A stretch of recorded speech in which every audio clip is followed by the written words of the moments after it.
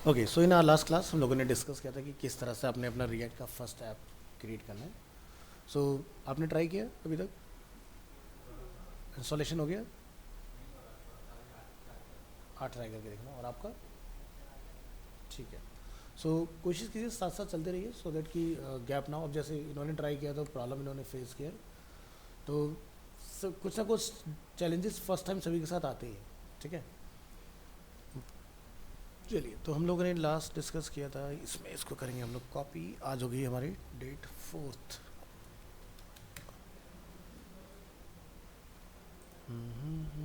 तो हमने अपग्रेड तक की बात की थी लास्ट क्लास में ना। ठीक है।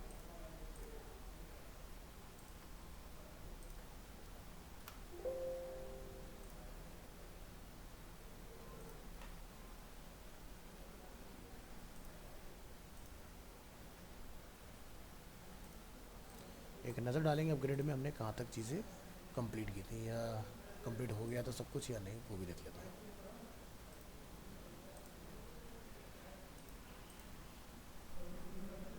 V S code. तो हम लोगों ने देख लिया था कि नया जो हमारा वर्जन है उसमें कुछ लिटिल बिट चेंजेस हैं, जैसे कि आप देख सकते हैं रिएक्ट डोम में हमें क्लाइंट का यूज़ करना है। सो ये पार्ट हमारा कंप्लीट हो चुका था। इसके बाद है रिएक्ट रेंडर एच, इस पर हम लोग एक नज़र डालते हैं। सो ये भी आई थिंक हम लोगों ने डिस्कस किया था। ये भी हो गया ना? यस, ये हो गया।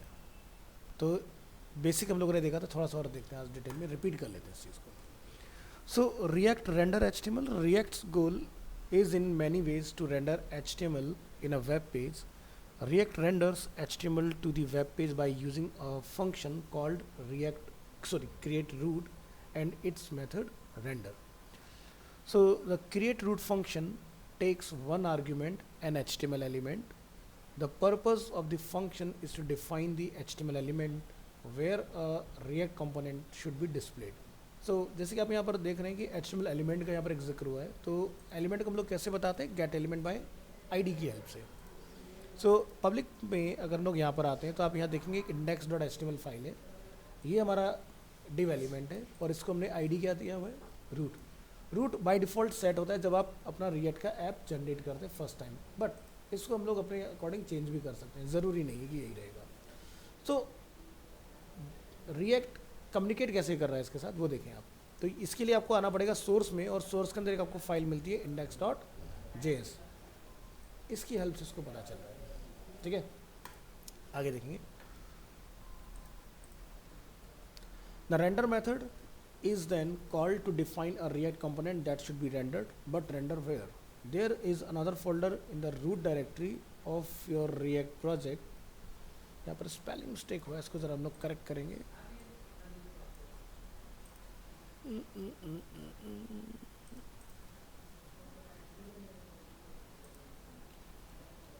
React project।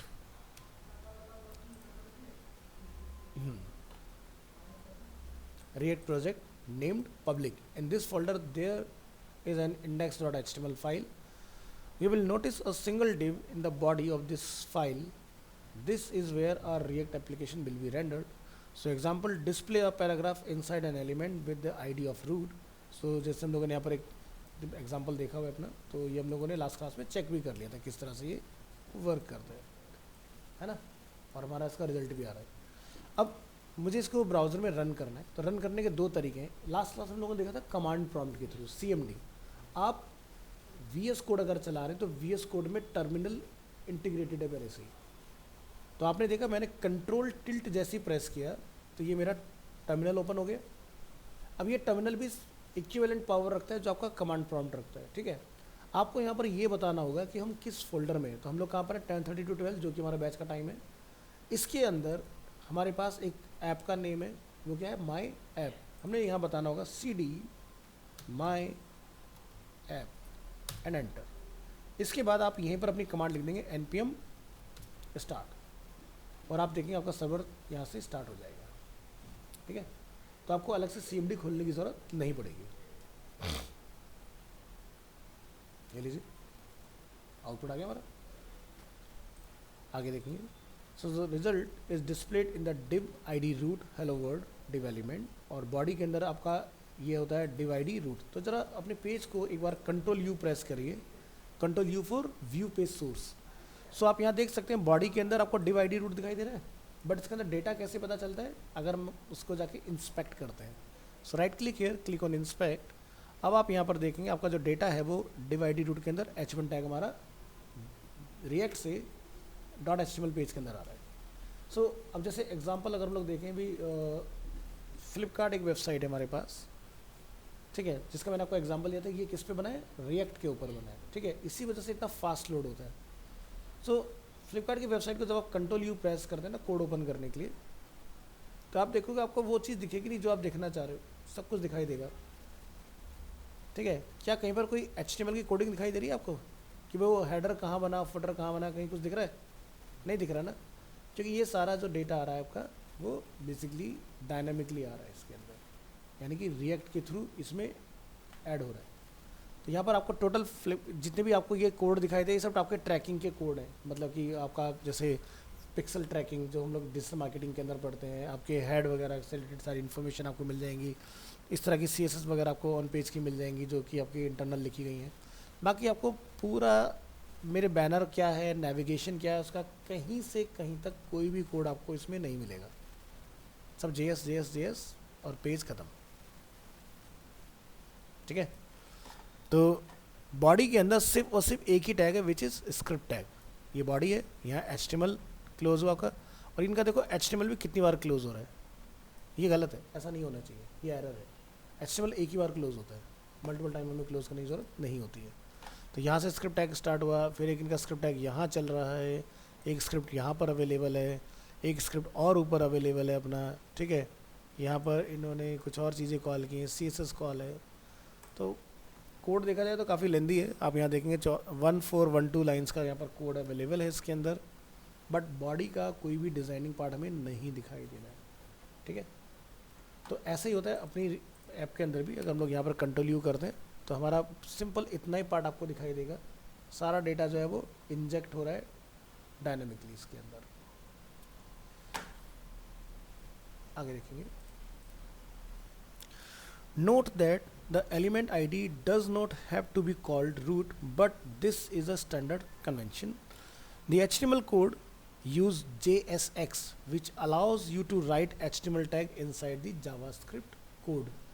तो यहाँ पर आप देखेंगे example, create a variable that contain HTML code and display it in the root node. The root node is the HTML element where you want to display the result. It is like a container of content managed by React. It does not have to be a div element and it does not to have the ID root. मतलब ज़रूरी नहीं कि div ही हो, div को हम लोग इसलिए use करते हैं क्योंकि div is a super container, क्योंकि ये कुछ भी कंटेन कर लेता है। जब भी आप कोई वेबसाइट बनाते हो या जब सर ने आपको सिखाया होगा तो उन्होंने यही बोला होगा कि बॉडी के अंदर div डालो और उसके अंदर पे सारे सेक्शंस बनाते जाओ, कि ये नैबार हो गया, ये हेड हो गया, ये मेन सेक्शन हो गया, इस तरह से। तो हम चाहें तो डेटा अपना P टैग के अंदर भी लाके रेंडर करा सकते हैं, बट P को हम लोग कंसिडर करते हैं या SEO के पॉइंट ऑफ व्यू से कंसिडर करते हैं फॉर मल्टी लाइन टेक्स्ट, ना कि किसी डिज़ाइनिंग के लिए। ऐसा ही होता है ना, पैराग्राफ और मल्टी लाइन टेक्स्ट। सो इसलिए div को हम लोग प्रेफर करते हैं। बट अगर आपको कोई हेडर बनाना है तो आप हेडर टैग का इस्तेमाल कर सकते हैं, जैसे कि मैं यहाँ पर आप देख सकते हैं, मैंने कहा हेडर ID इज़ अरीना, है ना। तो ज़रूर नहीं div हो, आप हेडर, अगर नैब का कंटेंट लिखा रहे हो तो नैब, अगर आप सेक्शन का कंटेंट लिखा रहे हो सेक्शन, आर्टिकल का कंटेंट लिखा रहे हो तो आर्टिकल, मेन का कंटेंट लिखा रहे हो तो मेन, साइट का कंटेंट लिखा रहे हो तो साइट, फुटर का कंटेंट लिखा रहे हो तो फुटर। तो ये हमारे HTML के सिमेंटिक्स हैं जो HTML5 में इंट्रोड्यूस हुए कि अगर आप कोई भी वेबसाइट बनाएं तो इन चीज़ों का इस्तेमाल करें। तो देखेंगे यहाँ पर इस चीज़ को कि किस तरह से हम लोग इसमें रेंडर करा सकते हैं। तो फॉर एग्ज़ाम्पल हम यहाँ पर क्या करते हैं, अपने इस फाइल में इसको आके मैं हेडर और इसको मैं क्या बोल देता हूँ, अरीना।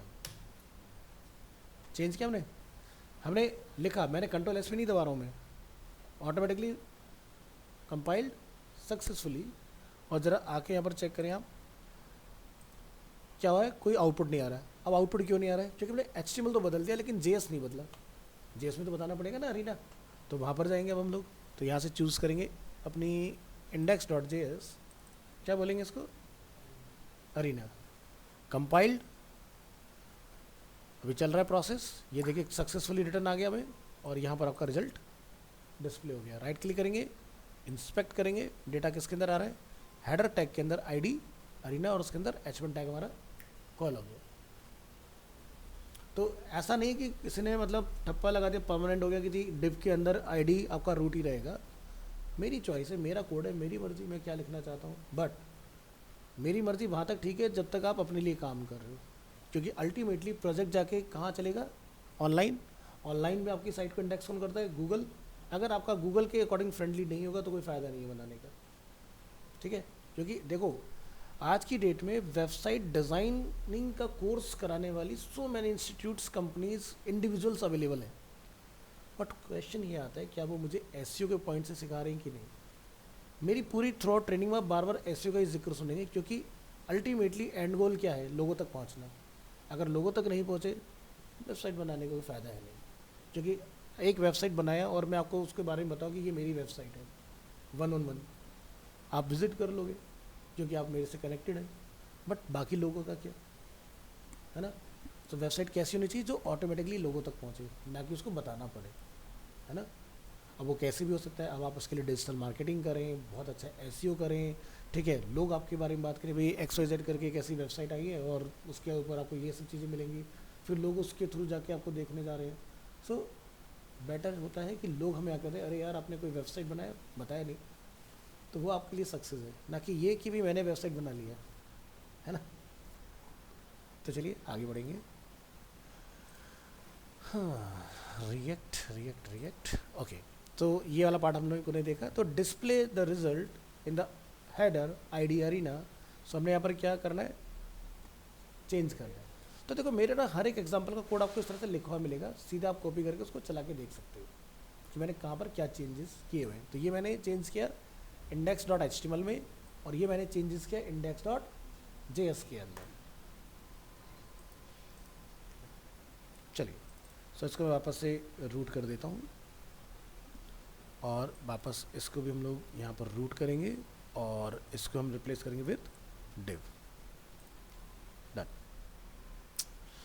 नेक्स्ट टॉपिक बात करते हैं रिएक्ट JSX।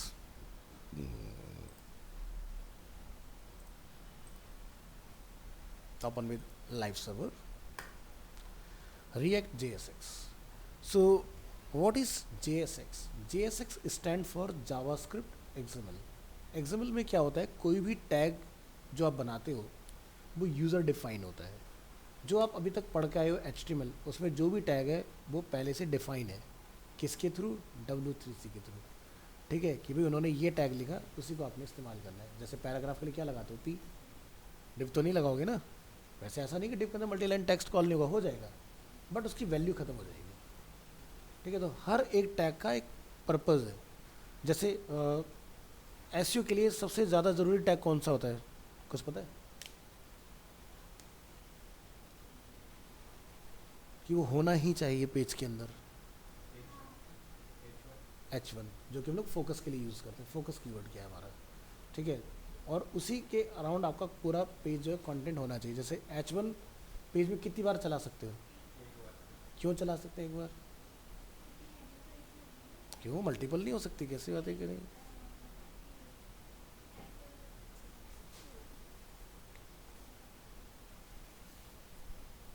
अब जैसे हमारे पास एक साइट है, हम लीवास्तु की बात कर लेते हैं। सो यहाँ पर आप देखोगे ये कुछ मैटर लिखा हुआ है, फिर नीचे आते हैं, यहाँ भी हेडिंग अवेलेबल है, और नीचे आते हैं, यहाँ भी हेडिंग्स अवेलेबल हैं। सो एक तो हेडिंग नहीं है, हेडिंग्स तो बहुत सारे हैं इसके अंदर। सो क्या करोगे ऐसे केस में,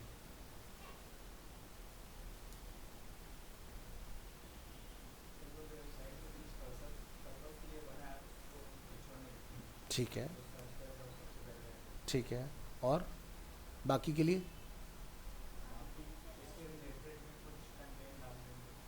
नहीं। तो मैं ही जानना चाह रहा हूँ कि कौन कौन से एच की कौन कौन से टैग्स आप यूज़ कर सकते हो और उनके बेनिफिट्स क्या है।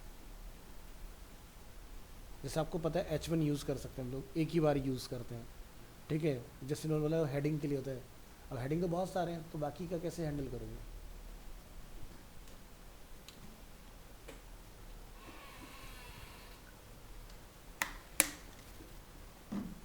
क्या होता है ना, जब हम कोई वेबसाइट बनाते हैं तो मेरा सबसे पहला फोकस किस पर होना चाहिए? वो टैग, उसके बाद लेस फोकस, उसके बाद उससे भी लेस फोकस, तो यानी कि H1 सबसे पहला, देन H2, देन H3, इस तरह से 6 तक टैग होते हैं। 1 एक ही बार यूज़ होगा, 2 और 3 आप मल्टीपल टाइम चला सकते हैं, बट मेरा रिकमेंडेशन पर्सनली होता है कि इनको भी आप एक दो बार यूज़ करो, उससे ज़्यादा नहीं। ठीक है, इसके एक छोटे से एग्जांपल से मैं एक स्टोरी के थ्रू समझाने की कोशिश करता हूँ। एक आदमी होता है, वो पानी में डूब रहा होता है। अब वो पानी में डूब रहा है, वो कहता है हे भगवान मुझे बचाओ। अब भगवान जो है उसने बोला कि शिव जी मुझे बचाइए। अब उन्होंने शिव का रूप लिया और आ गए बचाने के लिए। एकदम से भाई उसने फिर बदल दिया, विष्णु भगवान मुझे बचाओ। अब प्रॉब्लम क्या हो रहा है कि भगवान जितनी बार वो बंदा जिसका नाम ले रहा है, अब वो किसी दूसरे रूप में जाएंगे तो बंदा समझेगा कैसे कि मैंने तो बुलाया तो विष्णु जी था, आया तो शिव जी। तो बार बार बंदा बदल रहा है। एग्जाम्पल ऐसा समझिए कि हर बार उसकी रिक्वेस्ट चेंज हो रही है और हर बार रोल चेंज होता जा रहा है। एट दी एंड बंदा डूब के मर जाता है। वो कहता है प्रभु मैंने आपकी इतने वर्षों तपस्या करी, आप मुझे बचाने नहीं आए। बड़ा मैं आ रहा था, लेकिन तुम हर बार नाम बदल दे रहे थे। समझ रहे हो ना? तो इसका मतलब क्या हुआ कि अगर आप वेबसाइट के अंदर बहुत सारी हेडिंग्स बना लोगे, H1 से या H2 से या H3 से, तो तुम्हारी वेबसाइट का भगवान कौन है? गूगल। लोग गूगल भी तो ढूंढते हैं तुम्हें। अब गूगल कन्फ्यूज है, भाई कहना क्या चाह रहे हो, मुझे नहीं समझ आ रहा है, मैं किस पर रैंक कराऊँ तुम्हें? तो कोई एक चीज़ बताओगे ना उसको कि भाई ये मेरा मेन फोकस है। ठीक है, like vastu is a keyword, तो उसी की बात करो, उससे फालतू बातें मत करो उसके अंदर, तभी आप सामने आ पाओगे। नहीं तो गूगल कंफ्यूज रहेगा आपको लेके, आपको भी रैंक ही नहीं करेंगे टॉप। सो एसईओ बहुत कॉम्प्लिकेटेड चीज़ होती है। उसको जो समझ गया वो अपने प्रोजेक्ट को रैंक करा के निकल जाता है बहुत आगे। ऑनलाइन कोई आया नहीं तो मीटिंग को डिसमिस करते हैं और इसको भी बंद करते हैं, इसको भी बंद करते हैं, इसको भी बंद करते हैं। So JSX allow us to write HTML in React। तो जैसे कि हम लोग यहाँ पर देख रहे हैं कि हमने index.js में यहाँ पर अपना एक टैग लिखा। ये पूरी क्या है? जावास्क्रिप्ट है ना, लेकिन हमारा H1 टैग चल रहा है इसके अंदर। क्या तुमने जब जावास्क्रिप्ट पढ़ी थी, तुम्हारा कोई टैग रेंडर होता था ऐसे? आप लिखते थे डॉक्यूमेंट डॉट राइट बनाना ब्रैकेट जिसको बोलते हैं, parenthesis then inverted code, then उसमें आप लोग टैग डालते तब जाके वो रेंडर होता था। बट यहाँ तो मुझे कोई कोड वगैरह डालना ही नहीं पड़ रहा, बहुत इजीली मेरे टैग्स को समझ रहा है और इसने मुझे H1 में रेंडर भी कर दिया आउटपुट में। सो ये है JSX का कमाल, यानी कि जावास्क्रिप्ट में XML की हेल्प से आप HTML के जो भी टैग पड़े हैं उनको आप रेंडर करा सकते हो। ठीक है, आगे बढ़ेंगे। JSX makes it easier to write and add HTML in React. So coding JSX allows us to write HTML elements in JavaScript and place them in the DOM without any create element and or append child method. अब इनका नाम सुना है कभी? Create element और append child, ये JavaScript के अंदर आता है। लेट्स से मैं आपसे कहता हूँ कि एक जावास्क्रिप्ट में आप काम करो कि फॉर्म बना दो, तो नॉर्मली आप लोग क्या करते हो ना कि HTML में जाओगे, फॉर्म टैग डालोगे, input type this input type that करके आप अपना पूरा फॉर्म बना लोगे। तो ये तो हो गया कि आपने HTML में बनाया और जावास्क्रिप्ट से लगा लिया उसके ऊपर वैलिडेशन कि भाई अगर यूज़र ने नेम नहीं दिया तो एक एरर पॉप कर दो उसको। But with the help of create और अपेंड आपको HTML में फॉर्म बनाना ही नहीं है, JS में ही आप सारी चीज़ें बना लोगे। बट ये थोड़ा सा वो लोग कर पाएंगे जिनका लेवल हाई है, जिनका लेवल हाई नहीं है वो लोग नहीं कर पाएंगे इस चीज़ को। ठीक है, सो जावास्क्रिप्ट में ये रिएक्ट के अंदर हम लोग क्या कर रहे हैं, बिना इन दोनों फंक्शंस की हेल्प के, बिना इन दोनों की मेथड्स की हेल्प से हम लोग डायरेक्टली जावास्क्रिप्ट में HTML को इन्फ्यूज़ कर पा रहे हैं with the help of JSX, JavaScript XML। तो ये थोड़ा कॉम्प्लिकेटेड होता है और आपका JSX इसी चीज़ को ईजी कर देता है। सो JSX converts HTML tag into react element. You are not required to use JSX, but JSX makes it easier to write React applications. So here are two examples. The first use JSX and second does not. तो यहाँ पर हम लोग देखेंगे import React from React, import React DOM from React DOM client.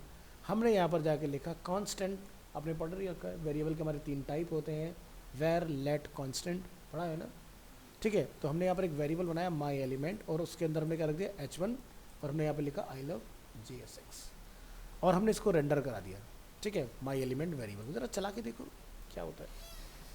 Copy, और इसको हम लोग यहाँ पर रिप्लेस कर लेते हैं, कंट्रोल एस कर दीजिए, बस ऑटोमेटिक हो जाता है। और यहाँ जाके आप देखेंगे, और राइट क्लिक अगर हम लोग यहाँ पर कर रहे हैं, इंस्पेक्ट कर रहे हैं, तो आपको टैग दिखाई दे रहा है h1, काम हो गया। अब दूसरा जो हमारे पास एग्जाम्पल है, इसके अंदर हम लोग बिना JSX के कर रहे हैं। हमने इसको अगेन कॉपी किया, यहाँ आते हैं और इस मैटर को कॉल कर देते हैं, मैटर रेंडर हुआ। अब आप यहाँ देखो कि हमने क्या लिखा, react dot create element h1 को हम लोगों ने सिंगल कोट में डाला है, देन फिर यहाँ से हम लोगों ने कर्ली ब्रेसेस का यूज़ किया है, I do not use JSX, और आउटपुट देखते हैं इसका क्या बना। तो ज़रा यहाँ देखिए h1 टैग इससे बना। अब मुझे बताओ तुम्हारे लिए फ्रेंडली कौन सा है, पहले वाला, क्योंकि उसके साथ आप यूज टू है डे 1 से, आप लोगों ने लास्ट क्लास में बताया 1 साल से आप पढ़ते आ रहे हो HTML CSS, तो आप सोचो कि आप ज़्यादा हैबिचुअल इसके रहोगे, ये अगर आपको जो चॉइस मिलेगी तो या इस वाले एग्जाम्पल के रहोगे, ये ज़्यादा इजी है ना। इसमें आपको बहुत कुछ समझना पड़ेगा, क्योंकि अभी तो चलो एक हेडिंग लिखा तो इतना करना पड़ रहा है, आगे तो पता नहीं ना जाने कितनी लाइन का कोड लिखना पड़ेगा, फिर तो कर्ली ब्रेसेस में उलझ जाओगे। तो देखो हो क्या रहा है, h1 यहाँ हमने बताया टैग, और ये इसका है स्टार्ट और क्लोज, और क्या मैसेज इसके अंदर लिखना चाह रहे हो, बट यहाँ पर आपको लिखना पड़ रहा है ओपनिंग, मैसेज, क्लोजिंग, तो दोनों ही अपनी जगह पर बेस्ट हैं, दोनों ही सेम आउटपुट लिखाएंगे, बट ये JSX है, क्योंकि JSX में HTML एंटिटीज़, मतलब जो less than, greater than, slash, what जो भी आप लोग यूज़ करते हैं वो सारी चीज़ें अपने आप रेंडर हो जाएंगी। यहाँ पर आपको HTML एंटिटीज़ को नहीं लिखना पड़ता, लेकिन ये प्रोड्यूस कर लेगा आउटपुट में ऑटोमेटिकली, ठीक है। सो बेस्ट रहता है ये वाला example. So as you can see in the first example, JSX allows us to write HTML directly within the JavaScript code. JSX is an extension of the JavaScript language based on ES6. ES6 मतलब ECMA जो हमारा update है, कब आया, 2015 में आया, and is translated into regular JavaScript at runtime. So expression in JSX, जो हम लोग इसकी बात करते थे यहाँ पर, so with JSX you can write expression inside curly braces. The expression can be React variable or property or any other valid JavaScript expression. JSX will execute the expression and return the result. So जैसे example हम लोग कह रहे हैं भी 5+5. So जब आप इसको लिखोगे h1 टैग में React is 5+5, मतलब क्या आउटपुट आएगा, React is 10 time better with JSX, ठीक है। चला के देखो, हमने यहाँ से इस लाइन को किया कॉपी, और इसको हम लोग यहाँ पर अपडेट कर देते हैं, आउटपुट चेक करते हैं क्या आता है, चेक कीजिए, है ना। तो यहाँ पर आपको जैसे वहाँ लिखते थे कि मान लो आपके पास 2 वेरिएबल हैं, या फिर आप लिखते हैं वहाँ पर डॉक्यूमेंट डॉट राइट 5+5 अगर आपने लिखा जास्ट में, तो सीधे कैलकुलेशन हो जाता है।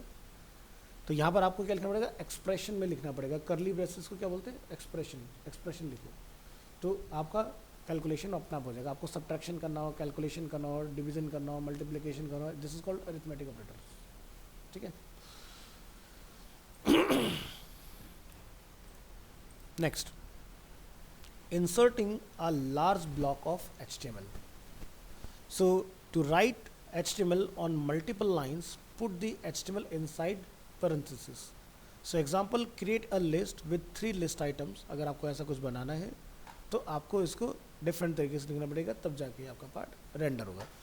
तो ये आपका 3 लिस्ट आइटम्स, हमें ऐसा कुछ बनाना है, ठीक है। दूसरा क्या है, 1 top level element, the HTML code must be wrapped into 1 top level element. So if you like to write 2 paragraphs, you must put them inside a parent element like a div.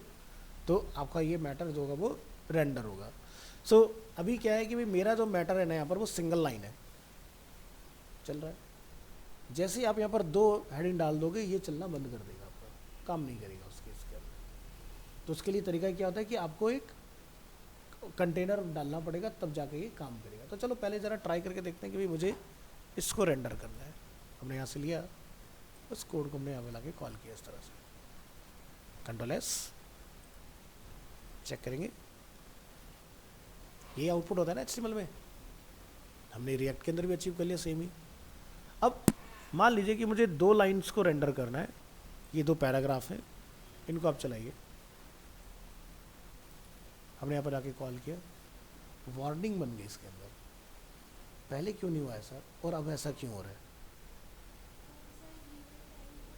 UL parent था, LI child था, that's why. यानी कि container कौन बना? LI का UL। But अगर हम लोग पैराग्राफ की बात करते हैं तो दोनों अपने आप में इंडिविजुअल्स हैं। इस केस में इसने क्या दिया, हमें एरर रिटर्न कर दिया। तो इसका तरीका क्या है कि आप इसको किसी कंटेनर में बताओ। तो जैसे कि अगर आपने इसको यहाँ पर रेंडर करना है तो हम यहाँ से इसको एक इस तरह से लिखेंगे ब्रैकेट के अंदर,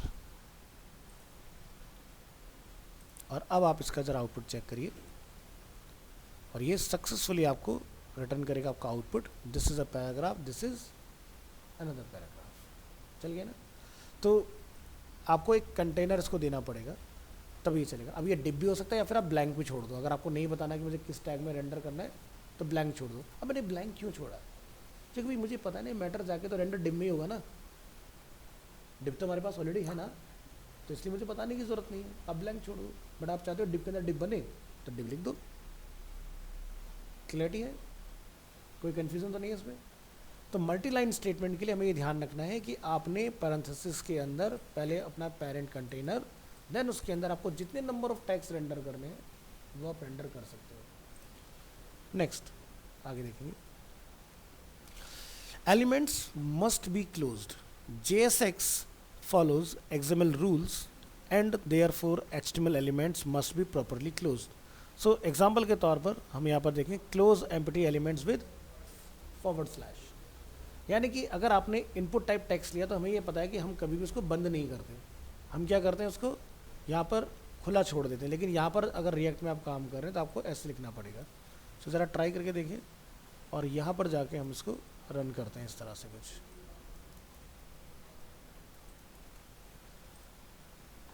तो देखते हैं क्या एक आउटपुट में हमें फील्ड प्रोड्यूस हो रहा है, काम कर रहा है ना। बट ज़रा इसको एक बार ओपन छोड़ के देखना, क्या बन गया? एरर। क्या लिखा आ रहा है?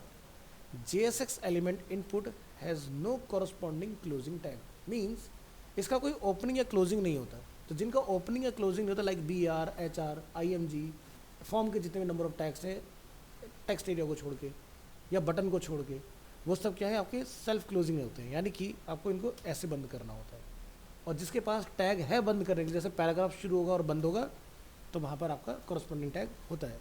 ठीक है, तो ये देखो इसका आउटपुट आपको यहाँ पर अवेलेबल हो गया है। इसलिए तो ये पार्ट क्लियर रहेगा कि जब भी हम लोग रिएक्ट में काम करेंगे और अगर कोई मेरा नॉन कंटेनिंग टैग है तो वो सेल्फ क्लोज हो। So JSX will throw an error if the HTML is not properly closed. Attribute की हम लोग बात करेंगे। सो एट्रीब्यूट हम लोग क्या लिखते हैं यहाँ पर? जैसे होता है क्लास, तो हम लोग यहाँ क्लास नहीं लिखते हैं, हम क्या बोलते हैं? Class name. ठीक है, the class attribute is a much used attribute in HTML, but since JSX is rendered as JavaScript and the class keyword is a reserved word in JavaScript. class हम लोग कब यूज़ करते हैं JavaScript में? जब हम लोग ऑब्जेक्ट ओरिएंटेड प्रोग्रामिंग करते हैं, यानी कि उप्स पढ़ा है नहीं पढ़ा? क्लास ऑब्जेक्ट, तो आप शुरुआत करते हैं क्लास से, फिर उस क्लास का नेम बताते हैं। ठीक है, फिर आप उसके अंदर मॉडिफायर्स यूज़ करते हैं, फिर आप ऑब्जेक्ट बताते हैं कि like my car is my class name, और उसके अंदर फिर आप सेटिंग करके आते हैं सारी चीज़ों की। This is called oops. So class हम लोग यहाँ पर क्यों यूज़ नहीं करें? क्योंकि क्लास जो है वो पहले से रिजर्व कीवर्ड हो गया क्लास ऑब्जेक्ट के लिए। सो आपने क्या ध्यान रखना है? You are not allowed to use it in JSX। तो आपने क्या लिखना है? Instead of class name. और जब मैं इसको आउटपुट में चेक करूँगा ना तो ये ऑटोमेटिकली क्लास हो जाएगा फिर से। तो चलो ट्राई करेंगे। सो JSX solve this by using class name instead. When JSX is rendered, it translate class name attributes into class। तो जरा ट्राई करके देखो, मैंने यहाँ से इसको कॉपी किया, तो जैसे बूटस्ट्रैप आप पढ़ गया तो उसमें क्लास होती है विच इज़ फॉर्म कंट्रोल, है ना? लगाओ। प्रेस करिए कंट्रोल एस, ब्राउज़र में आएंगे, तभी हमारे इसमें कोई हमने रिएक्ट वगैरह इंटीग्रेट नहीं किया है तो आउटपुट नॉर्मली आएगा।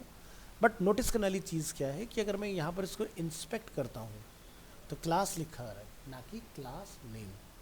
JSX उसको रेंडर कर रहा है HTML के अंदर, ठीक है। तो आपने लिखा है क्लास नेम, आउटपुट क्या आ रहा है, क्लास इक्वल टू। अब अगर आप क्लास भी लगा दोगे ना तो प्रॉब्लम नहीं आएगी आपको, लेकिन अगर सेम प्रोजेक्ट में सेम फाइल में अगर आपने क्लास को डिक्लेयर की होगी तो क्लास क्लास क्लैश कर जाएगी, नहीं चलेगा, ठीक है। जैसे एग्जांपल दिखा देता हूँ, आप यहाँ पर ओनली क्लास लिखिए, यही तो पढ़ के आए थे हम लोग, क्लास इक्वल टू। कोई एरर आ रहा है क्या, नहीं है ना। आउटपुट ज़रा चेक करके देखो, यहाँ पर इंस्पेक्ट कर लेते हैं इसको, there is no difference. But class name में आपने देखा कि क्लास नेम लिखा था हमने, लेकिन बन क्या गया वो क्लास। सो जब हम लोग लार्ज नंबर ऑफ लाइंस की कोडिंग करना स्टार्ट करेंगे इसके अंदर, तो आपको यहाँ पर क्लास और फंक्शन दोनों का यूज सीखना होगा। Class is a older practice in React, function is a modern practice in React. So जब आप क्लास डिफाइन करेंगे तो क्लास में क्लास का इस्तेमाल नहीं करेंगे, नहीं तो आपकी चीज़ें सही से काम नहीं करेंगी। इंडिविजुअली अभी आप लिख रहे हैं, there is no difference, but long code में आपको प्रॉब्लम फेस करने होंगे। सो आपने अपनी हैबिट ऐसी बनानी है कि क्लास नेम। सो हम बात कर रहे हैं जावास्क्रिप्ट की, तो जावास्क्रिप्ट में आपको पता है कि स्पेस नहीं होता। जैसे आपने देखा होगा डोम मैनिपुलेशन सर ने आपको सिखाया होगा, तो मान लो मुझे बैकग्राउंड कलर लिखना है तो CSS में क्या लिखते हैं, background dash colour. But JavaScript में क्या लिखते हैं, कैमल केस, बैकग्राउंड कलर का C कैपिटल हो जाएगा।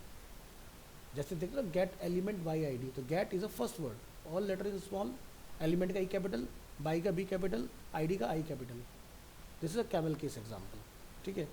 तो इसका हमें ध्यान रखना है। तो जब आप यहाँ पर लिखेंगे क्लास नेम, तो आप क्या करेंगे, क्लास स्मॉल में जाएगा, N कैपिटल हो जाएगा, यानी कि कैमल केस, ठीक है। इस तरह से जैसे आप देख रहे हैं दो वर्ड है, रिएक्ट डोम, ठीक है। आगे बढ़ेंगे, फिर आती है कंडीशंस। कंडीशंस जैसे कि if statement, react support if statement but not inside JSX। To be able to use conditional statement in JSX, you should put the if statement outside of the JSX, or you would use a ternary expression instead. तो ternary operator पढ़ा है, question mark और colon, यानी कि जब हम लोग if else को ब्लॉक बना के लिखते हैं उसको हम लोग एक ही लाइन में ख़त्म कर सकते हैं। Example option 1, right if statement outside the JSX code, like इस तरह से हमने इसको किया कॉपी, और यहाँ पर आके आप इसको ट्राई करेंगे। तो हमारा वेरिएबल क्या है, x इक्वल टू 5, हमने एक टेक्स्ट वेरिएबल बनाया, let text equal to goodbye, if x is less than 10, text message हमें आना चाहिए हेलो, अदरवाइज गुड बाय। तो वैल्यू क्या है, लेस देन, ठीक है, लेस देन 10 है ना, तो मुझे क्या मैसेज आएगा, और अगर वैल्यू में बढ़ा दूंगा तो चलो ट्राई करके देखेंगे फिर, हेलो आ रहा है ना, क्योंकि मेरी कंडीशन ट्रू है, हमने लिखा है x इज लेस देन 10, तो x देखो वैल्यू क्या है 5, 10 से कम है ना। अगर मैं यहाँ पे लिख देता हूँ कि x इज ग्रेटर देन 10, अब बोलेगा गुड बाय, फॉल्स होगी ना। तो कैसे किया हमने, बाहर लिखना है और अंदर एक्सप्रेशन में उस वेरिएबल को कॉल करना है आपको, जिसको आप कंडीशन में लगा रहे हैं।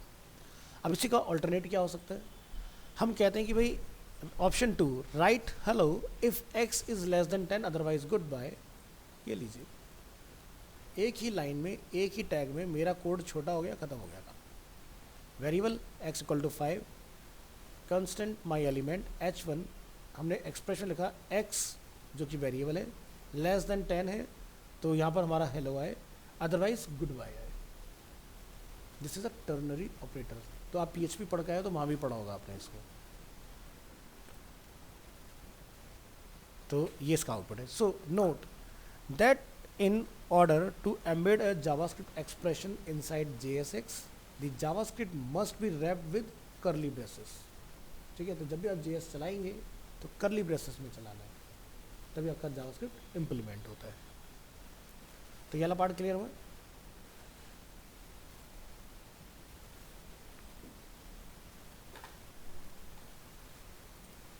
तो यहाँ पर अब हम लोग ज़रा ES6 को समझने की कोशिश करते हैं कि रिएक्ट का ECMA 6 में क्या क्या नए नए चेंजेस आए जो आपको आगे की चीज़ों को पढ़ने के लिए ज़रूरी है समझना।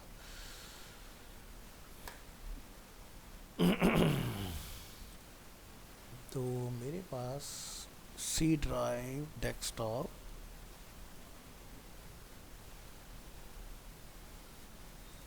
MWF 8 to 9 July,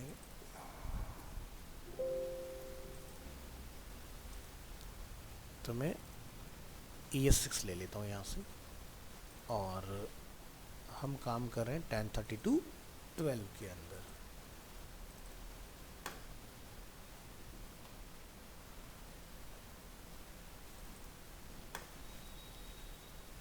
VS code में आएंगे और यहाँ पर लोग देखेंगे React ES6। So what is ES6?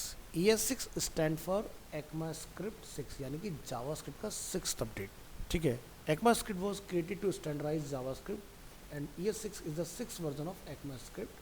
It was published in 2015 and is also known as ECMAScript 2015. Why should I learn ES6?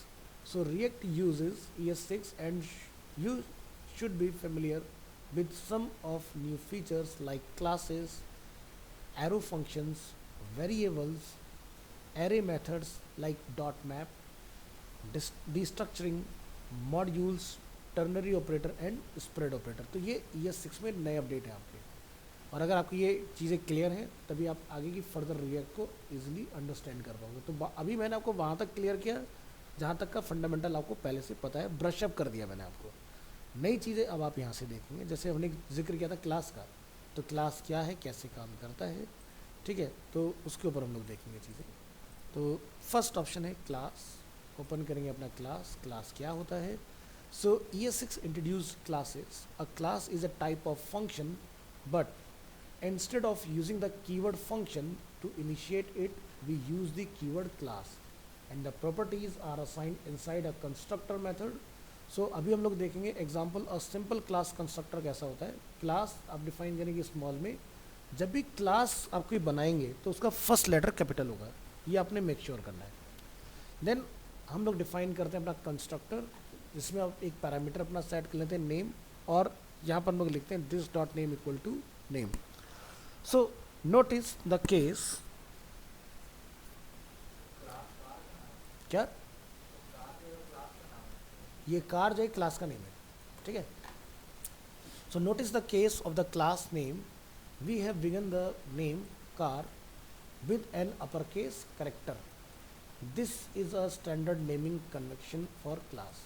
तो जब भी आपकी यहाँ पर क्लास बनेगी, चाहे वो रिएक्ट हो या सिंपल जावास्क्रिप्ट हो, वो ऑलवेज कैपिटल से ही शुरू होगी, ठीक है। Now you can create object using the car class.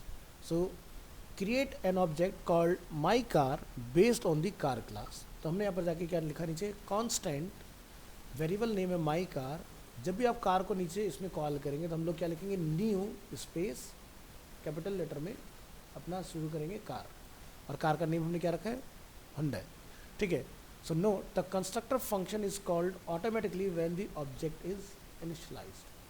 So methods क्या होते हैं क्लास के अंदर? अब जैसे हमने यहाँ पर एक मेथड बनाया है प्रेजेंट, ठीक है, तो क्लास है अपनी कार, कंस्ट्रक्टर वाला पार्ट क्लियर है, हमने एक मेथड बनाया है यहाँ पर प्रेजेंट, ठीक है। तो ये लुक लाइक का फंक्शन है, लुक लाइक का फंक्शन है बिल्कुल। तो आप यहाँ से एक मैसेज रिटर्न कर रहे हैं प्रेजेंट के अंदर, I have a this dot brand, और टेक्स्ट करना एंड हो गया। अब ब्रांड कहाँ से मिलेगा, यहाँ से मिलेगा। तो हमने क्या लिखा, constant my car equal to new car, car का नेम क्या है, हुंडई, और आप जब इसको लिखेंगे document dot write my car dot present, तो जब प्रेजेंट रन होगा तो आपका न्यू कार जो हम लोगों ने यहाँ पर कार ऑब्जेक्ट को इनिशियलाइज किया उसके अंदर हुंडई कॉल हो जाएगा नेम में, और आपको यहाँ से उसका जो रिटर्न आएगा आई हैव अ हुंडई, ठीक है। जरा चला के देखते हैं इसको, क्या इसका आउटपुट आता है। तो यहाँ पर ये देखेंगे लिखा रहा है, तो कोड पे नज़र डालिए, नीचे आइए, स्क्रॉल डाउन,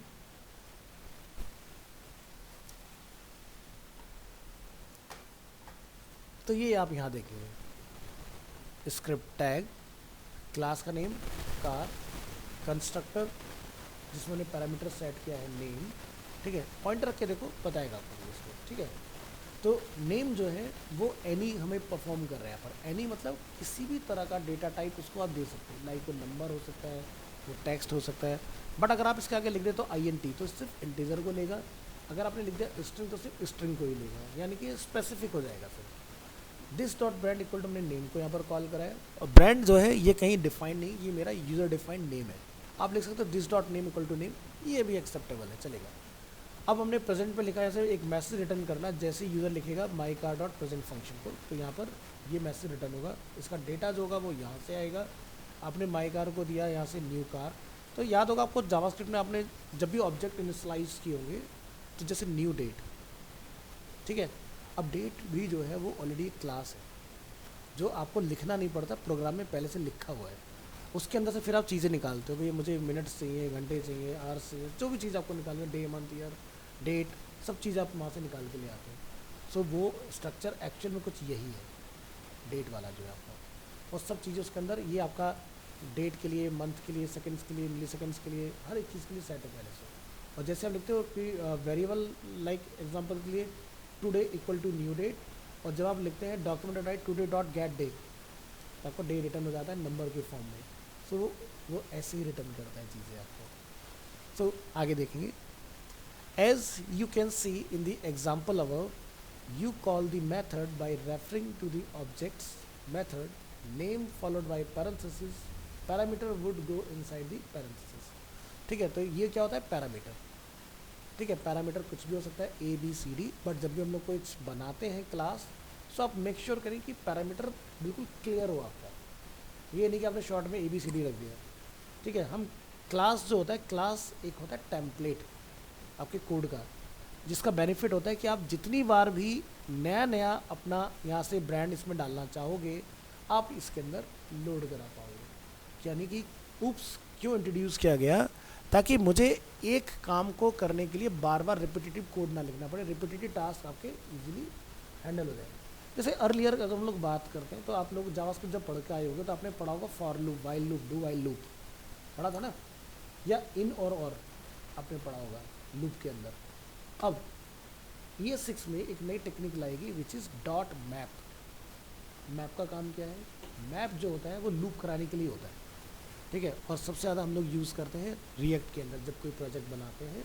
मान लो आपके पास जैसे ऐसा कोई प्रोजेक्ट आपको बनाने के लिए मिलता है, लेट्स से फ्लिपकार्ट, और आप कोई ई-कॉमर्स डेटा बैकएंड से फैच करके फ्रंट एंड पर लेके आ रहे हैं।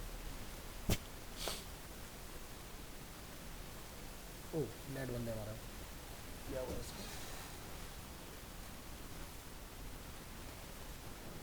कोई बात नहीं, जब आ जाएगा तब देखेंगे। तो आप देखते हो जैसे टी शर्ट, मैंने आपको लास्ट क्लास में कैटेगरी दिखाया होगा, तो उसमें सो मैनी टी शर्ट्स हैं, लाइक 40,000 प्लस।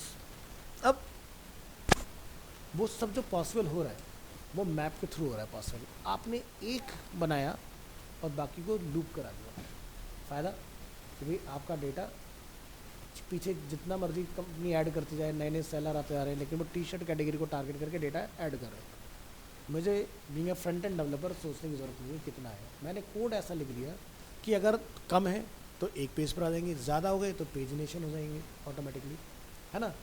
इससे फ़ायदा आपको सोचने की ज़रूरत नहीं कि भाई कल को 10 से ज़्यादा हो गए तब क्या होगा। ऐसा नहीं एक बार में ये होगा 40 प्रोडक्ट दिखाई दे जाएंगे। फ्लिपकार्ट एक बार में 40 प्रोडक्ट दिखाता है आपको टी शर्ट की कैटेगरी के अंदर, तो लेकिन उससे ज़्यादा भी दिखाना चाहोगे दिखा सकते हो, लेकिन हम लोग दिखाते नहीं हैं। क्यों? क्योंकि जितना ज़्यादा आप स्क्रीन पर डालोगे लोड बढ़ेगा ना। अब 40,000 टी शर्ट है, किसी को अगर आप दे दोगे एक साल लो देख लो, वो कन्फ्यूज है, कुछ नहीं ले पाएगा, क्योंकि जनरली यूज़र बहुत कम के अंदर ईजिली पिक कर पाता है चीज़ें। क्योंकि ऐसा बहुत बार होता है, शॉप पर हम लोग जाते हैं 10 चीज़ें देख के ये कुछ नहीं चाहिए, समझ में आ रहा है, कन्फ्यूज़। अब 2 ही चीज़ होंगी, ए और बी, मतलब आसानी से चूज़ कर लेगा। इसको ऐसा समझो हम स्कूल कॉलेज के एग्ज़ाम्स दे रहे हैं और हमारे पास ऑब्जेक्टिव क्वेश्चन है, 4 में दिमाग ख़राब होता है क्योंकि चारों सही सही लग रहे थे, पढ़ के नहीं जाओ तो, और तुम्हारे सामने को 10 रख दे उसके ऑब्जेक्टिव कि लो जी चूज़ करो इसमें से, क्या होगा? जो आता भी होगा तब भी गलत करके आ जाओगे, क्योंकि जितने ज़्यादा पॉसिबिलिटीज़ दिखेंगी आपको वो भी सही लगेगा। जैसे एग्जांपल के लिए ना, कलाम साहब का जो नाम था वो ऐसा था कि किसी को पूरा पता ही नहीं था, और यूपीएससी के जब लोग पेपर देने जाते सब लोग कलाम साहब का नाम ही गलत करके आते थे, सही नाम क्या पता ही नहीं, APJ अब्दुल कलाम। ठीक है, तो जिनको पता था वो लोग कर पाते, जिनको नहीं पता भाई साहब वो कंफ्यूज। तो बहुत 100 में से सही करने वाले हार्डली 5 लोग होते थे, वो सब सही सही से साउंड कर रहे होते थे, है ना। चलो आगे बढ़ते हैं। अब बात करेंगे क्लास में इनहेरिटेंस। इनहेरिटेंस का मतलब क्या है कि मेरे पास 2 क्लास हैं, एक क्लास जो है दूसरी क्लास से कनेक्टेड है ना। तो कैसे? To create a class inheritance use the extends keyword. तो यानी कि मान लो मेरे पास अगर कोई कार है, तो मैं अगर ब्रांड के नाम से दूसरी क्लास बनाऊंगा तो मैं उसको उसमें एक्सटेंड कर सकता हूँ। तो जैसे example, a class created with a class inheritance inherits all the methods from another class. Example, create a class name is model which will inherit the methods from the car। so जैसे आप यहाँ देखें, एक अपने पास class available है, ठीक है, दूसरा हमने क्लास बनाया मॉडल, बट इस बार चेंज क्या किया हमने, इतना लिख के उसमें लिखा एक्सटेंड करो इसके अंदर कार को। ठीक है, यानी कि इसका डेटा इसमें एक्सटेंड होगा। सो कंस्ट्रक्टर क्या है हमारे पास, नेम जो इसके पास है वो आपको दोबारा यहाँ बताना पड़ेगा, और आपने एक नई प्रॉपर्टी बताई क्या, मॉडल। तो सुपर फंक्शन हमने यहाँ पर यूज़ किया। तो सुपर मेथड हम लोग क्यों यूज़ करते हैं, जब भी आप पेरेंट का डेटा चाइल्ड में लेकर आओगे तो आपको उसको यहाँ बताना पड़ेगा सुपर के अंदर, अदरवाइज सुपर का कोई यूज़ नहीं है। तो जैसा आप देखोगे ऊपर हमने सुपर का यूज़ नहीं किया, बट हमने यहाँ पर सुपर को डिफाइन किया हुआ है। फिर हमने क्या लिखा, दिस डॉट मॉडल, और हमने यहाँ पर पैरामीटर डिफाइन किया मॉडल, तो मॉडल को हमने यहाँ पे लाके कॉल कर लिया। आप चाहो तो पूरा लिखो, चॉइस आपकी है, क्योंकि parameter name always user define होता है। हमने यहाँ पर एक फंक्शन बनाया है अपना शो है, ये फंक्शन बट क्या होता है मेथड। ठीक है, तो रिटर्न दिस डॉट प्रेजेंट, यानी कि ये इसको रिटर्न करे, और इट इज़ अ जो भी आपका मॉडल है वो। तो जैसे हमने लिखा कांस्टेंट माई कार, क्या लिखा हमने, न्यू मॉडल, और हमने क्या बोला, मॉडल है आपका जो कार है वो है Hyundai, और मॉडल क्या है, एक्स्टर है फॉर एग्जांपल।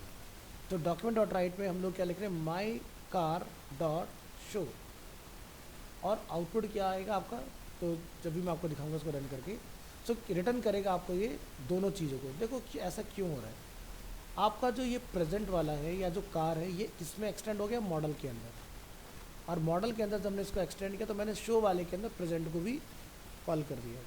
तो ये मैसेज भी इसी स्टेटमेंट में आ गया, और इसका जो स्टेटमेंट है वो भी यहाँ पर अवेलेबल है। ठीक है, तो आपका क्लास इनहेरिटेंस पर अगर मैं क्लिक करता हूँ क्या दिखाई देता, I have a Hyundai and it is a Exter. ठीक है, और इसका अगर हम लोग यहाँ पर कोड देखें कंट्रोल यू करके, तो आप यहाँ देखेंगे ये हमारा पूरा कोड लिखा है, और जब हमने इसको रन किया तो मेरा पूरा कोड हमें डिस्प्ले हो रहा है इसमें। तो एंटायर कोड इसका यहाँ पर अवेलेबल है पीछे, ये चीज़, और ये इसका एग्जाम्पल है। तो आप एक ही टेम्पलेट को, अब जैसे मान लो कल को आपके पास एक्स्ट्रा की जगह पर कोई दूसरी है, लाइक क्रेटा है एग्जांपल के लिए, तो टेम्पलेट सेम, फंक्शनलिटी दूसरी लग जाएगी इसके अंदर। तो क्लास इंटरव्यू में पूछा जाता है कि क्लास एक्चुअल में है क्या। So class is a template, ठीक है, जिसको आप बार बार यूज़ कर सकते हो। सो ड्रीमवेयर पढ़ के आए हो ना, तो ड्रीमवेयर सर ने आपको एक चीज़ पढ़ाई थी, ड्रीमवेयर टेम्पलेट, कभी यूज़ किया, नहीं किया, नहीं किया। कौन सा ड्रीमवेयर पढ़ा तुम लोगों ने, कौन सा ड्रीमवेयर पढ़ा है, 2022 21?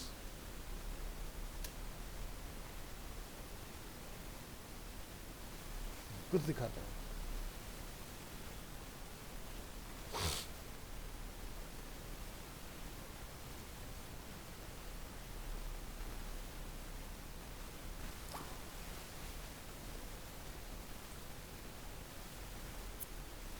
जब आप यहाँ से कोई न्यू फाइल बनाते हैं ना, तो आपको यहाँ पर कुछ ऑप्शंस दिखाई देते हैं इस तरह से, और यहाँ पर आपको एक सेकंड लास्ट ऑप्शन आता है PHP टेम्पलेट और HTML टेम्पलेट, इस तरह से। अब HTML टेम्पलेट में जब लोग जाते हैं यहाँ पर, तो फिलहाल अभी क्या रहा है, नन, यहाँ पर कोई टेम्पलेट नहीं है। ठीक है, हम बात करते हैं स्टार्टर टेम्पलेट की। अब आपको दिखाई दे रहे हैं कुछ टेम्पलेट है यहाँ पर, ठीक है। बूटस्ट्रैप के टेम्पलेट में जब आप जाते हैं तो सब बने बनाए हैं पहले से, कि लाइक आपको एक ई-कॉमर्स वेबसाइट बनानी तो टेम्पलेट पहले से, आपको एक एजेंसी बेस्ड वेबसाइट बनानी पहले से, आपको अपना रेज्यूमे बनाना है, पोर्टफोलियो बनाना है, सब कुछ पहले से दिया हुआ है सब उसके अंदर। एक्सप्लोर किया कभी, नहीं किया, नहीं किया ना, अब करना। ठीक है, तो क्या दिखाई दे रहा है, कि मुझे रियल एस्टेट की वेबसाइट बनानी है तो पहले से रखा हुआ है। अब अगर ये पहले से रखा हुआ है तो ये सेट कैसे किया गया, पॉइंट ये आता है। ठीक है, सो इसी को अपन क्या बोलते हैं, टेम्पलेट। यानी कि मुझे इन फ्यूचर जब भी किसी के लिए काम करना हो तो मैं अपने काम को, प्रोडक्टिविटी को फास्ट करने के लिए वो चीज़ें जो सबसे ज़्यादा यूज़ में आती हैं उनको टेम्पलेट बना लो। जैसे कि एक वेबसाइट जब बनाओगे तो फॉर्म तो लगाओगे ही ना हर बार, तो बार बार फॉर्म क्यों बनाना है, तो फॉर्म को क्या करो, टेम्पलेट बना लो। बेसिक चीज़ें तो रहेंगी ना, जैसे उसका नेम में भी हो सकता है, first name middle name last name में भी हो सकता है, full name, email, phone number, comment, ठीक है, या कुछ ड्रॉप डाउन्स। ठीक है, जैसे एक साइन इन साइन आउट का फॉर्म अलग से बना लो और रख लो उठा के, जब भी कहीं ज़रूरत हो फटाक से लगा दो। अब आप लगे हो हर बार वही रिपीटेटिव टास्क करने में कि मैं चलो लॉगिन एक फील्ड बनाएंगे, इनपुट लगाएंगे, एक्शन लगाएंगे, मेथड लगाएंगे। भाई कंपनी तुम्हें कोई शाबाशी नहीं देगा कि भाई बहुत बढ़िया काम किया तुमने, एक फॉर्म बना दिया, वो बन चुका है, उसमें नया क्या है। तो जब हम लोग अपना एक प्रोजेक्ट बना रहे होते हैं अरीना में, एग्जाम्पल के लिए आपने क्रिएटिव माइंड में सबमिट किया ना अपना काम, कितना टाइम लगा बनाने में प्रोजेक्ट? 1 मंथ? जेन्युइन लगता है 1 मंथ का काम था वो? 1 घंटे का काम था वो। अगर उतना काम जेन्युइनली अगर आप कंपनी जाके करोगे ना, 1 घंटे में नहीं कर पाए, कोई नहीं रखेगा तुम्हें। 1 घंटे से ऊपर का काम नहीं होगा। अब आप कहोगे सर आपको तो आता है इसलिए आप कहोगे, तुम्हें भी आता है, लेकिन हमारी तरीका गलत है करने का, ये डिफरेंस है। और हम कहते हैं 1 मंथ यानी कि हमने बहुत अमेजिंग प्रोजेक्ट बना लिया, नहीं, बहुत स्लो बनाया आप लोगों ने। एक दिन में तो एक वेबसाइट बनती है भाई, और हमने तो कितने पेज बनाए उसमें? 5 to 7 पेज। उसके अंदर कॉपी पेस्ट कितना था बताओ? Be honest with your self, first thing.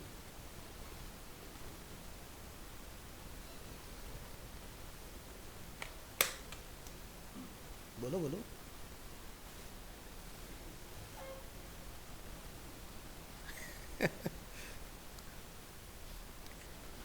तो टेम्पलेट कैसे बनता है, तो उस पर एक नज़र डालते हैं। तो सबसे पहली चीज़ कि आप यहाँ पर एक न्यू डॉक्यूमेंट बना लो, और उससे पहले आपने अपनी साइट को कॉन्फ़िगर कर लेना है कि आप कहाँ पर काम कर रहे हैं। ठीक है, सो जैसे कि ये सितंबर मंथ है, और यहाँ पर हम एक फ़ोल्डर बनाते हैं, आज डेट हो गई है 04/09/24। इसके अंदर आप यहाँ पर एक न्यू फाइल बनाइए, क्रिएट, और हम डिज़ाइन मोड में आ जाते हैं। ठीक है, मुझे यहाँ पर एक जैसे टेबल बनाना है फॉर एग्ज़ाम्पल, और कंट्रोल F3 कर लीजिएगा, प्रॉपर्टी पैनल आ जाएगा आपका कुछ इस तरह से, और यहाँ पर जाके हम लोग इसका अलाइनमेंट सेट कर लेते हैं। ओके, अब इसके अंदर हमें अलग अलग रो बनाने हैं कुछ इस तरह से। ये मेरा बैनर है जिसकी हाइट है अप्रॉक्स 150, ये मेरा मिडिल सेक्शन है जिसकी हाइट है अप्रॉक्स 400। बहुत बेसिक हम लोग स्ट्रक्चर बना रहे हैं, और यहाँ पर हमारे पास कुछ कॉलम्स हैं, तो यहाँ पर कॉलम बना लेंगे।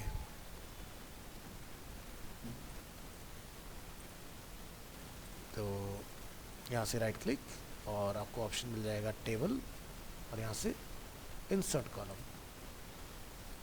यहाँ से। और अगर आपको लगता है कि 1 गो में मुझे बनाने हैं तो आप यहाँ से इसको सेलेक्ट करके नंबर ऑफ़ कॉलम्स यहाँ से प्लान कर सकते हैं। लेट्स से मुझे 5 बटन की रिक्वायरमेंट है, इन सबको मुझे मर्ज करना है, तो यहाँ से आप इनको मर्ज कर लोगे।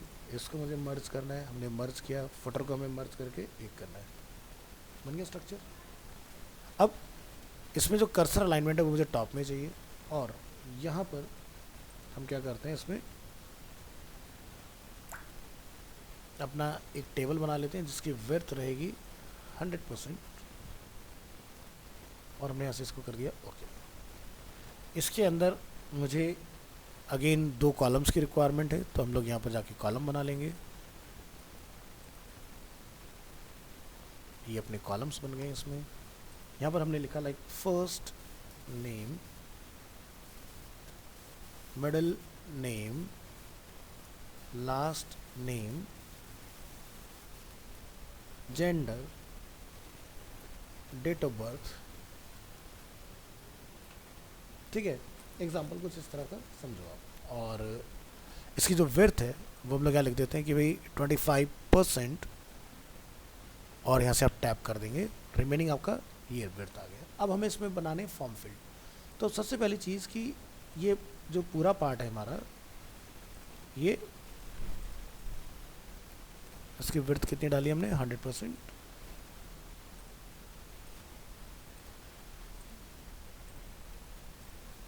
और इस वाले कॉलम की विड्थ भी आप सेट कर दो, लाइक जैसे कि 160, और इन सभी के ऊपर 160 विड्थ सेट कर दो, क्योंकि 800 डिवाइडेड बाय 5 विड्थ कितना आता है, 160। सो यहाँ पर हमें बनाना एक फॉर्म। तो फॉर्म का ऊपर आपको दिखाई दे रहा है, फॉर्म के लिए सबसे पहले फॉर्म टैग डालेंगे और अपना टेबल जो है फॉर्म के अंदर स्टोर कर देंगे। कोड में जाके देखेंगे क्या अभी फॉर्म टैग के अंदर हम लोग हैं या नहीं है, क्योंकि ड्रीमवेयर के साथ ही थोड़ा सा ग्लिच आता है, ये कई बार काम करता है सही से, कई बार नहीं करता है। तो यहाँ देखो फॉर्म टैग दिखाई दे रहा है अपना, ठीक है। तो यहाँ पर आपका पूरा जो है ये फॉर्म के अंदर अवेलेबल है। Very good. चलिए कुछ फील्ड बनाते हैं। Input type text. तो यहाँ पर इसने क्या करा, लेवल भी मुझे साथ में ऑफर किया, मुझे लेवल की रिक्वायरमेंट नहीं है इसके अंदर, तो लेवल को हम लोग हटा देंगे, सिर्फ मुझे टेक्स्ट फील्ड की रिक्वायरमेंट है। टेक्स्ट फील्ड का नेम आपने क्या रखना है, जैसे कि एफ नेम, और इसके बाद ये आपका एम नेम हो जाएगा, ये एल नेम हो जाएगा। जेंडर के लिए आप चाहे तो ड्रॉप डाउन या चेक बॉक्सेस जो भी आप रखना चाहते हैं, और डेट ऑफ बर्थ के लिए आप यहाँ से चूज़ कर लेंगे। तो ऐसा हमने कुछ बना लिया, और लास्ट में हमें नीचे आके क्या चाहिए, अपना एक बटन, ठीक है। बटन सबमिट है या रीसेट है वो आप यहाँ से चूज़ कर सकते हैं कि हमारा बटन कौन सा है, ठीक है। सेव किया हमने इसको, तो यहाँ पर क्या आ रहा है, सेव एज HTML फाइल वगैरह ऑप्शन आ रहा है। हम इसको जाके यहाँ से चेंज करते हैं फाइल, और इसको यहाँ पर जाके हम लोग बोलते हैं सेव एज टेम्पलेट। टेम्पलेट हमें इसको सेव करना है, हमने इसको यहाँ से जाके बोला ओके। तो यहाँ पर आप देखोगे एक आपकी जो फाइल है वो सेव हो चुकी है। बंद कर दीजिए।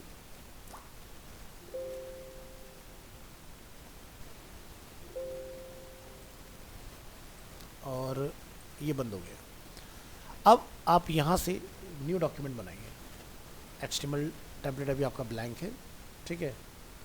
हम चाहते हैं भी हमारा डेटा आए यहाँ पर, तो क्या दिखाई दे रहा है, फॉर्म आ गया। अब जब भी आपको भविष्य में फॉर्म बनाना है, आपका फॉर्म यहाँ पर बन के तैयार है ना, क्लिक पे आ गया ना फटाक से। तो जो भी आपको डिज़ाइन आपको लगता है कि आप फ्री टाइम है आपके पास, आप कंपनी में जॉब कर रहे हैं, सो टेम्पलेट बनाओ, खाली मत बैठो, नए नए तरह के डिज़ाइन, तो आपके पास बेस तैयार होता रहेगा, बस डेटा ही तो डालना है। अब ये देख रहे हो डेटा एडिटेबल नहीं है ना, तो एडिटेबल कैसे बने, इसका तरीका होता है कि जहाँ आपने टेम्पलेट बनाया, ये मेरा टेम्पलेट का फोल्डर दिखाई दे रहा है, तो एक फाइल बनती है DWT, बोले तो ड्रीम वीवर टेम्पलेट। ओपन कर लो इस फाइल को, और आपको ये बताना है कि मेरा इस टेम्पलेट में कौन सा एरिया जो है वो एडिटेबल रहेगा। तो हम यहाँ पर जाएंगे, टेम्पलेट्स में जाएंगे, यहाँ बोलेंगे इसको एडिटेबल रीजन, इसको सेव कर दीजिए, क्लोज कर दीजिए, न्यू बनाइए, यहाँ से जाके इसको लेके आइए। तो देखो पूरा पेज मेरा एडिट नहीं होगा, सिर्फ मैं अलग अलग पेज पर इस फॉर्म को यूज़ कर सकता हूँ। एडिटेबल हो गया ना। सो टेम्पलेट से मतलब क्या है कि जो चीज़ आपको लगता है बार बार मुझे ज़रूरत में आने वाली है, चाहे वो इन टर्म्स ऑफ कोडिंग हो, चाहे वो इन टर्म्स ऑफ डिज़ाइन हो, दैट इज़ अ टेम्पलेट, ठीक है। तो ये है ड्रीमवीवर के टेम्पलेट का सबसे बड़ा एडवांटेज।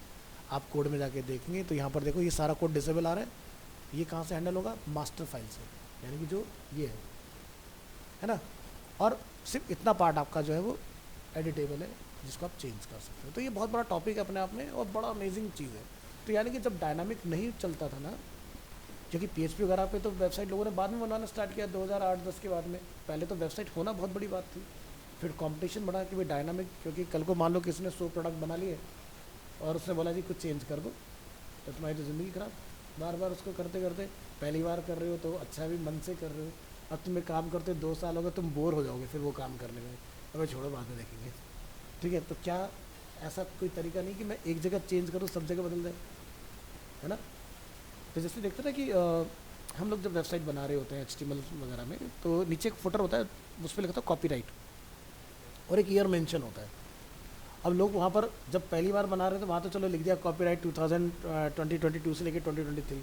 अब भाई सब नया साल आ गया 2024, तो क्या अब तुम ये बताओ रात के 12 बजे तक तुम बैठे रहोगे कि जैसे 11:59 से भाई साहब 0 में 2024 लिखूंगा यहाँ पर? बताओ मुझे, क्या तुम ऐसी प्रैक्टिस पसंद करोगे? तो और सोचो चलो एक पेज तो कर भी दिया, पेज तो बहुत सारे, तो क्या करोगे? फंस गए ना। अब जैसे फ्लिपकार्ट है, उसके पास मिलियंस ट्रिलियंस ऑफ प्रोडक्ट्स हैं, करते रहो भाई सर अगले साल तक 2025 आ गया तभी तो तुम 2024 से लिख रहे हो, ऐसे ही करते रहो बैठ के। तो उसका तरीका क्या है? डायनामिक में मैं क्या करूँगा, एक ऐसा कोड लिख दूंगा कि 2025 आए, 26 है, 27 है, मुझे टेंशन नहीं है, कोड अपने आप अपडेट होगा रात के 12 बजे। ठीक है, तो PHP पढ़ के आए हो ना, डेट मेथड लगा दो वहाँ पर, काम करेगा। उसके अंदर पैरामीटर सेट कर दो, कैपिटल H स्मॉल h, कौन सा वाला ईयर चाहिए, है ना, चेंज हो जाएगा। तो ट्राई किया ना कि PHP में ऐसी चीज़ें कुछ, तो काम आसान होता है। अब जैसे स्टैटिक है, तो मेरे को भाई सब फुटर अपडेट कर रहा है, 50 पेज की वेबसाइट है, 5000 पेज की वेबसाइट है, मैं तो बस एक फाइल खोलूँगा, लिखूँगा 2024, काम खत्म। स्टैटिक है तो ऐसा कुछ नहीं, तो जावास्क्रिप्ट का कोड लिख दूँगा जहाँ पर काम अपने आप हो जाए कि भाई रात के 12 बजे ऐसा कुछ हो जाए। जैसे हमने बहुत पहले एक वेबसाइट बनाई थी, क्लाइंट ये चाहता था कि जब वेबसाइट शुरू हो तो थीम कुछ डिफरेंट हो, जैसे मॉर्निंग जैसी, आफ्टरनून हो तो उसके कलर वगैरह सब चीज़ें बदल जाएँ, और इवनिंग हो तो डिफरेंट हो, रात हो जाए तो डिफरेंट हो जाए। जो आज आप देखते हो ना, ये क्या कहते हैं, डार्क मोड, लाइट मोड, ये तो बहुत बात की, गुजरे ज़माने की चीज़ हम लोग देख रहे हैं। ये चीज़ हम लोग 20 साल पहले बना के छोड़ चुके कोड के अंदर। सब पॉसिबल है, बस आपको आना चाहिए। उतना सोचो कोड के अंदर कि करना क्या है मेरे को, तो जितना ब्रॉड सोचोगे ना उतनी चीज़ें आप नहीं सीखोगे। ठीक है, क्योंकि कोड का कोई एंड नहीं है। हम लोग क्या बोलते हैं, जो कोडिंग करते हैं वो डेवलपर होता है। डेवलपर जो चीज़ें ईजाद करता है, जो चीज़ें क्रिएट करता है, वो नहीं जो ऑलरेडी चल रही है, वो तो बन चुकी है, तुम क्या नया बना रहे हो। तो कंपनी डेवलपर की पेमेंट हाई क्यों होती है? क्योंकि उसका हर प्रोजेक्ट के साथ कुछ नया चैलेंज होता है ना। किसी ने सोचा थोड़ी ना था कि भाई फॉर्म बनेगा, फिर फॉर्म बन गए, फिर फॉर्म के बाद डेटा सबमिट होगा, डेटा सबमिट हो गया। अब डेटा के अंदर लोगों ने क्या करा, उल्टा सीधा डेटा देना चालू कर दिया। जो सही बंदा होता है ईमेल आईडी सही लिखता है, नहीं तो किसी के नाम का लिया, बनाया, चिपका दो उसको। अब होता है वेरिफिकेशन लिंक, पहले उसको वेरीफाई करो तब अकाउंट बनने देंगे, या फिर तुम फ़ोन नंबर दोगे तो OTP दो पहले, नहीं तो डेड यूज़र बन के बैठ जाते हैं सारे के सारे ना। तो ऐसे नहीं चलेगा। तो जैसा जैसा आप सिखाते जाओगे, नए नए तरीके निकालोगे, डेवलपर नया उसका सोल्यूशन ढूंढ के निकाल लाता है, इसको ऐसे नहीं ऐसे हैंडल करेंगे हम लोग, है ना। तो आज की डेट में सिक्योरिटीज़ बहुत ज़्यादा हाई होगी। अब जैसे पहले क्या था ना, जब डायनामिक वेबसाइट बननी स्टार्ट हुई तो लोग ना वेबसाइट को क्रैश कर देते थे।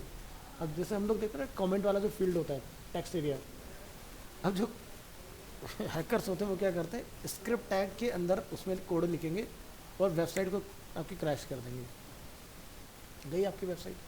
अब आपने PHP जब पढ़ा होगा तो उसमें आपने अगर HTML स्पेशल कैरेक्टर फंक्शन अगर पढ़ा है कि नहीं पढ़ा है, उसका काम क्या होता है कि अगर तुम्हारा फॉर्म में अगर ये सिक्योरिटी नहीं लगी हुई है तो आपकी वेबसाइट तो हैक होनी ही होनी होता है, उसका कुछ नहीं हो सकता। फिर हम लोग ये कहते हैं कि PHP सिक्योर नहीं है। क्यों नहीं है सिक्योर? क्योंकि तुम्हें आती नहीं है। क्योंकि आपको सिक्योरिटी पे तो सबसे पहले काम करना पड़ेगा ना भाई। क्लास में 100 लोग हैं, मैं कहता हूँ 90 बहुत अच्छे हैं, 10 तो खुराफाती ज़रूर होंगे, है ना। तो उन खुराफाती लोगों से बचने का क्या तरीका है हमारे पास? तो उसका यही तरीका है, कोड को सिक्योर करो। क्योंकि वेबसाइट के कोड से ही एंट्री पॉइंट होते हैं कि वेबसाइट हैक होगी, है ना। बड़ी साइट्स कभी भी ना इमेज फोल्डर अपनी साइट में नहीं रखती, वो इमेज कहीं और रख के आता है। हर एक चीज़ अलग अलग जगह से लेकर आएंगे। क्यों? क्योंकि अगर उन्होंने सब कुछ एक जगह रख दिया तो कोई भी पता लगा लेगा डेटा कहाँ से आ रहा है। जैसे फ्लिपकार्ट का अगर कभी इमेज निकाला हो तो देखो फ्लिक्सकार्ट से आता है, फ्लिपकार्ट से नहीं आता। और ये दो काम करता है, एक लोड बैलेंसिंग का और दूसरा आपका सिक्योरिटी का, है ना। क्योंकि हम यही पढ़ा है ना, आपको सागर सर ने पढ़ाया होगा कि भाई जब वेबसाइट बनाओ, अगर कोई वीडियो लगाना तो यूट्यूब से लिंक लेके लगाओ। क्यों? क्योंकि अगर अपने सर्वर पर डाल दोगे तो वीडियो हैवी हो जाएगी, और जब ऑनलाइन चलाओगे तो अलग अलग जगह से लिंक आएंगे ना, तो आपके पेज पर आके खाली लोड ही तो होना है। तो लोड कहाँ है? उसके सर्वर पर, दिख कहाँ रहा है? आपके पास।